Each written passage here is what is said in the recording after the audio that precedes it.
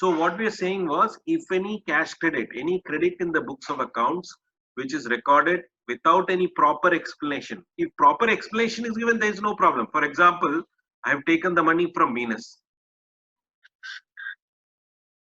Okay, in cash. Just there are certain other restrictions, but I'm just saying 50,000. Now, Venus is saying, no, no, yes, I have given it. Then the proper explanation is there. There's no problem there. If I'm not able to give a proper explanation, there's no person called Venus, and I'm still recording it, then it becomes a problem, and that income will be added as the income. That amount will be added as income. Similarly, unexplained investments. Unexplained investments means investments which are not recorded in books. Suppose I have made a deposit with bank, rupees 2 lakhs. From where did the money come? It is not recorded in my books. Therefore, no proper explanation given to the satisfaction officer. Then that investment shall be deemed to be income. That is unexplained investments. Similarly, unexplained money, as I told you that some, hidden money under the bed, below the bed, somewhere it is hidden.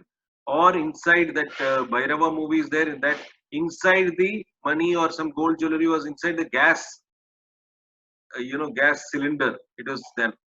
So if something is hidden and for which again proper explanation is not given to the satisfaction of assessing officer, then value of bullion, jewelry or money held shall be deemed as income. Similarly, investments is disclosed but not fully disclosed. For example, you have a building which you have constructed and in your books it is 30 lakhs. But actually your investment total value of the building is 60 lakhs. Therefore, this shortfall of 30 lakhs which is not recorded in the books. So if the assessing officer finds that the amount recorded in the books is no proper expense to the satisfaction of assessing officer, the excess amount, that is 30 lakhs, will be taken as income. Similarly, the next thing is what?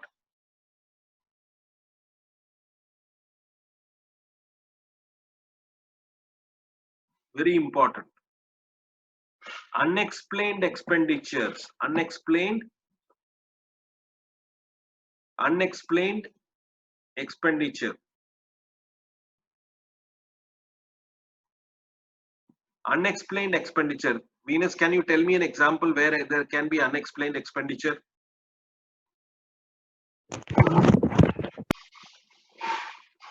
Unexplained expenditure. Any example? Proper, no proper explanation. For example, they are conducting, in fact, these people, big people, they conducted a marriage of his daughter, that somewhere, some big business person conducted a marriage in the Maidan, the Ashramam Maidan. So what they had to inquire about it, and if there was anything that is expenditure is not satisfied from the record, then that is called unexplained expenditure. Suppose somebody is going for a foreign trip to Thailand with his family. Where is the source for the payment for this expenditure? Is it recorded? If you record in the books, he has a proper source, there's no problem. Otherwise, it will be disallowed as expenditure.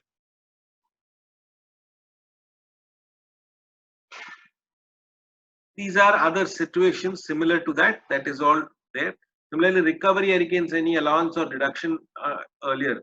So, value of any benefit arising for deemed to be profit in the business of, for example, an SC purchased material from another party for 1 lakh during the year 1920 and charged it to P&L account as purchase. In the previous year 2021, the SC received a claim of 20,000 against this material as it was found defective. The sum of 20,000 shall be treated as income in the previous year 2021. Similarly, if X purchased goods on credit from Y for 1,20,000 in the previous year 1920, due to certain dispute, payment was not made to Y. X purchased from Y, but the dispute it was not paid. However, X debited the P&L account the amount of 1,20,000 and the expenditure was allowed.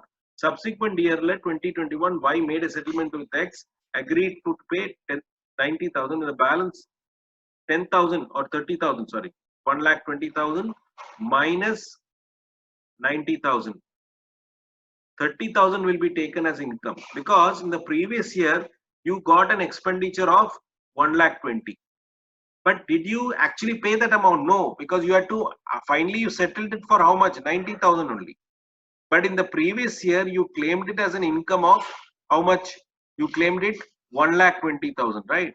You claimed expenditure of 1,20,000. Therefore, in the next year, when it is agreed, this amount of 30,000 will be taken as income. That is what it's saying.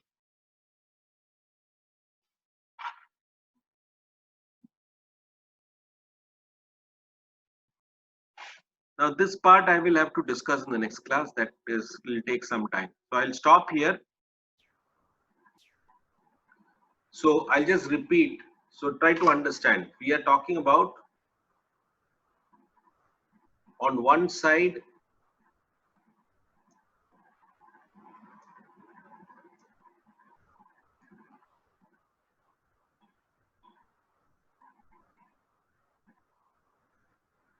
this is business. This is profession. Under profession, you got specified profession. And here they've got other non-specified. So for specified profession only, they are saying that who are the specified profession? Legal, medical, architectural, accountancy, technical consultancy, interior decoration, film artist, authorized representative, company secretary, information technology. If they fall under the specified profession, they have to maintain books of accounts. What are the books of that is prescribed? They have given. These are the books of accounts. In case if it is for a medical profession, then further details of daily case register, Inform 3C, inventory of stock and drugs, etc. has to be maintained. So what is left out is non-specified and business. For them, what to do, and here also, sorry, for specified, this is what is maintained, but they are giving one benefit out of it. Is that if the income for any of the 3 years is less than 1,50,000, does not exceed 1,60,000 any of the 3 years, or the turnover for those 3 years does not exceed 1,50,000, sorry, 1,20,000, no, 1,50,000, and in that case, there is no need for maintaining these books of accounts. But he has to still maintain something.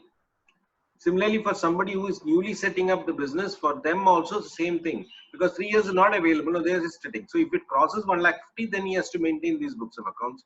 Otherwise, he has to maintain his books of accounts, which will help the assessing officer to assess his income. That's what they. What is it? They have not prescribed. Here it is prescribed. So if it crosses for a profession, it is prescribed. Now for other cases, which is non-specified profession and carrying on business, what is it? It is 2,50,000 if it crosses the income, or 25 lakhs for his turnover. Then he has to maintain such books of accounts that will help the assessing officer to this thing. Otherwise, he doesn't have to maintain. That is what it's saying.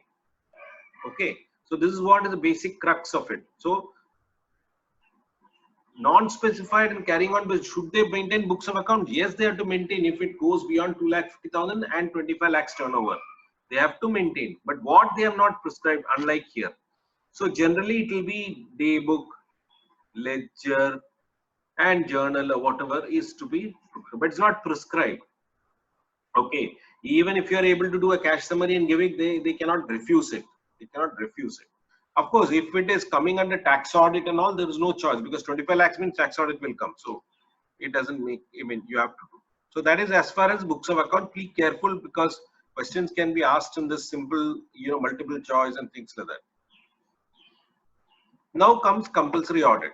Now here, something which you need to understand, that this is the audit because of the bread and butter of a chartered accountant. Every resident, now see, every resident carrying on business shall, if total sales, turnover or gross receipts, as the case may be, exceeds 1 crore in any previous year, get his accounts of such previous year audited by an accountant. So they're given only accountant because accountant definition in the Income Tax Act says chartered accountant. So anytime they can be changed and said, no, chartered accountant is not required, somebody else. So therefore, we have to do our job very diligently because a very enormous responsibility that is given to us before the specified date and furnish the report by that date in the prescribed form duly signed. What is the prescribed form? Form 3CB and 3CD. These are the forms that is prescribed for non-companies. For companies, it will be 3CA. So these are the formats in which the audit report has to be given. Who is giving the format? CBDT. In the rules they give. This is the form number. So for every resident person carrying on business shall, if his total turnover or gross receipt, as the case may be, in business exceed 1 crore in any of the previous year, get his accounts audited of such previous year by an accountant before the what? Before the due date. What is the due date for audit? What is the due date for audit? It is normally 30th September. This is our due date. But now this year again it have increased to 31st October. But I don't think it will again cross over 31st October. They have, they've given an extension, but I don't think. So therefore, 1 crore and above audit is to be done, and who is to get it audited? The assessee, right? But invariably, what happens? We run after the assessee and tell, please bring it, and due date is there and all that, and they somehow give the details and somehow finish it. Now, in case of person carrying on profession, this is only for business. See, for profession, its compulsory audit is required, and if his gross receipts exceeds 50 lakhs in any year, previous year. So there is a difference. Here it's 1 crore is 50 lakhs. Similarly, in case of persons carrying on business or profession covered under these sections, these are basically non-resident related. The income from said business or profession lower than the deemed profits, then the above relevant sections will get applied. Here also will be important. This also will be important. We'll come to that little later. These are called presumptive sections. Presumptive sections means if you are below the tax audit limit, you can go for presumptive, saying that okay, your total turnover is so much, just pay 8% of it. That's it. You don't have to maintain books of accounts or anything like that. In that case, not. But if you are saying no, 8% I cannot give, my profit is only 3%, then you have to get your accounts audited and prove that it is 3%, and based on the 3% you file the return. This is very important. Now again, as I told you, the specified date for filing the return is 30th September. This is what I mentioned here. Okay, now we will look at presumptive taxation. Very important, presumptive taxation.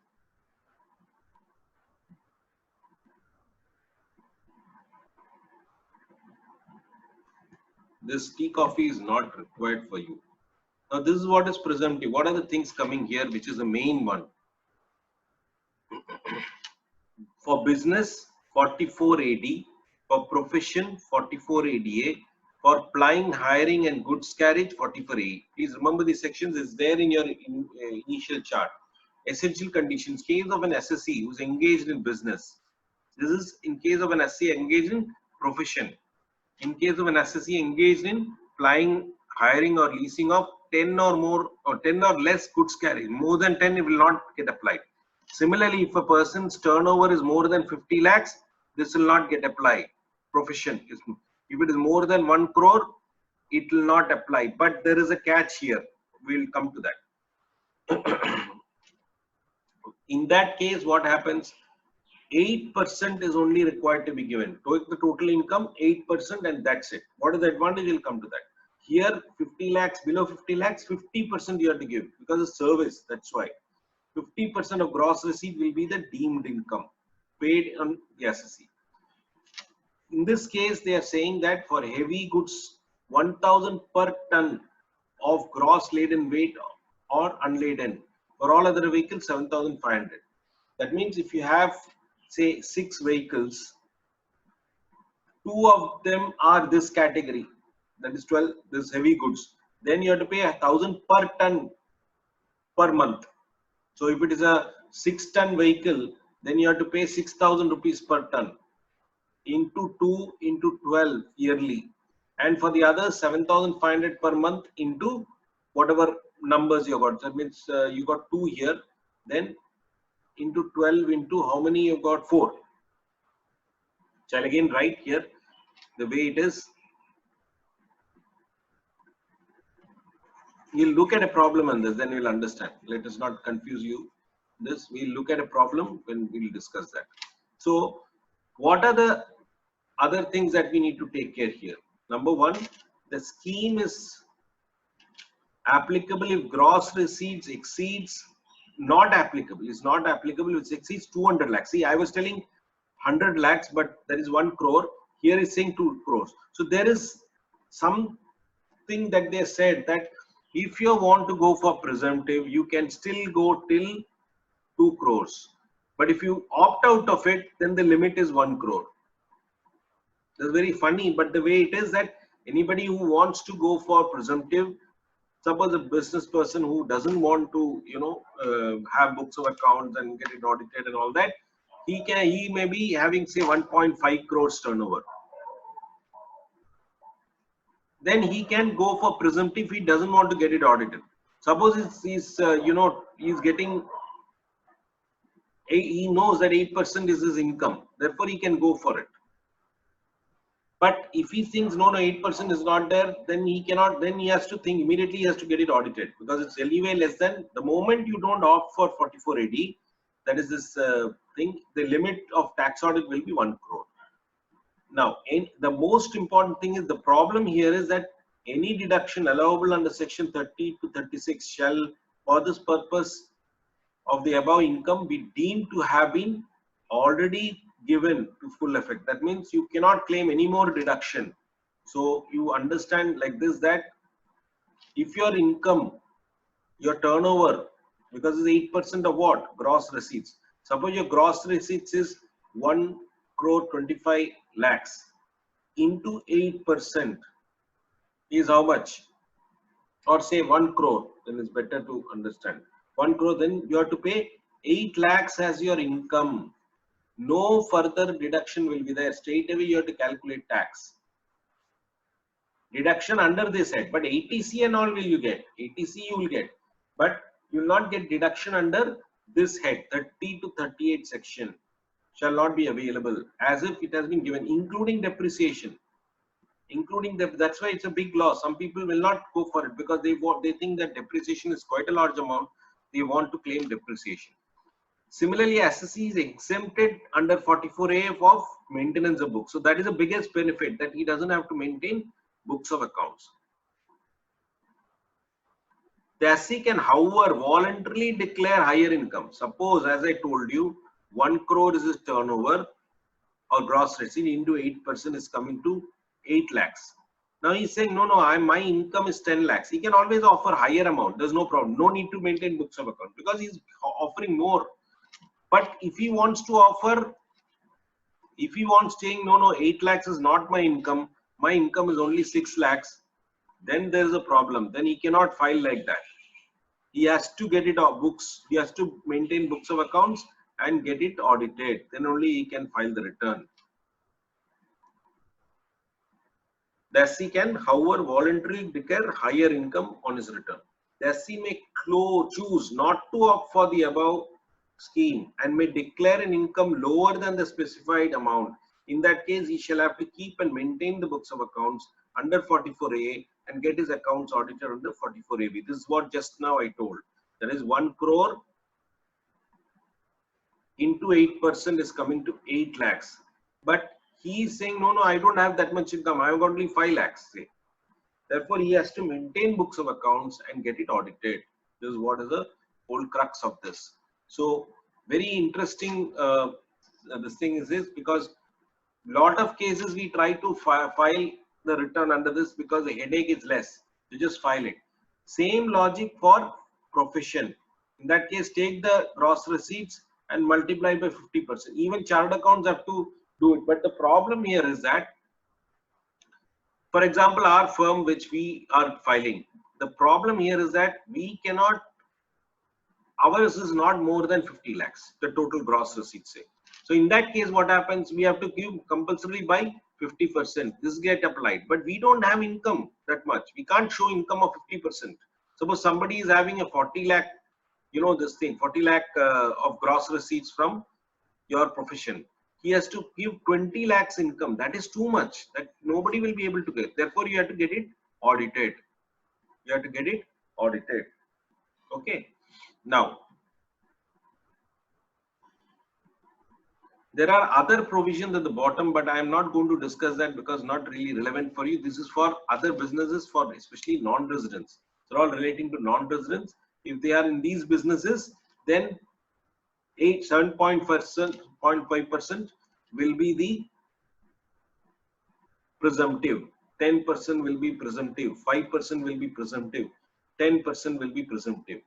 So this is what you need to, I'm not going into detail because these are the certain conditions not really important for you.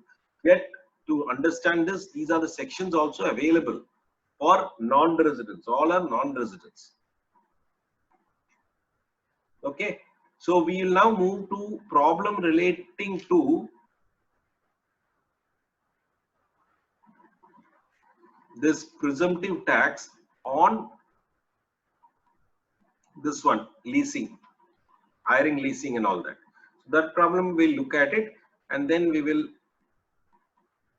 discuss that. Are you able to see the problem? Yes, sir. Okay. Can you read the problem, Venus? Yes, sir. Yeah, please read it. X Limited is engaged in the business of carriage of goods on April 1st, 2019. It owns 10